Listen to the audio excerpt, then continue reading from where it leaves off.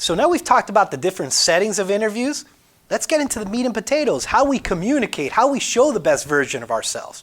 So communicating during the interview, it starts with body language. Now, body language can come in different ways. If you're on a phone, obviously they're not seeing you in there. But trust me, if you are laying down on your bed during that phone interview, that interview is going to pick up that you're being a little bit too relaxed or you're not showing excitement. So sometimes with phone interviews, I recommend even standing up or being in a very good posture position as if you're in the interview.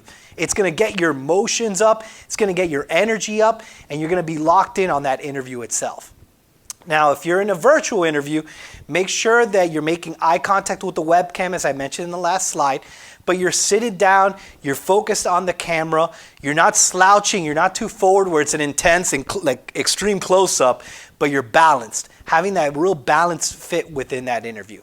And then eye contact. Webcam, obviously it's easy with virtual. Phone, there is no eye contact, so you don't have to worry about that, but that energy level still needs to be at a high. Positive energy. Now, in a phone, positive energy comes from the words, how you're delivering it. And so I talked earlier about the tone of your voice, the pace of your voice. That can go a long way with that positive energy. That still goes for virtual interviews. Don't forget about the tone of your voice there. But during the Skype interviews, you could also have positive body language. You could use your hands. Now, don't overdo your hands. Myself, I use my hands maybe a little too much, and I could be an orchestra conductor. In an interview, you should focus on using it when you're storytelling, giving examples, being specific as to when you use it. Professional attire. We mentioned dressing professionally. For phone interviews, it may not be as necessary, but if you do that, you're going to feel like you're in that in-person interview. It might even get you more locked in for it. But for virtual interviews, automatically you want to be fully dressed as if you're coming into that interview, because with shared screens, it's like as if you're in that person's office that day.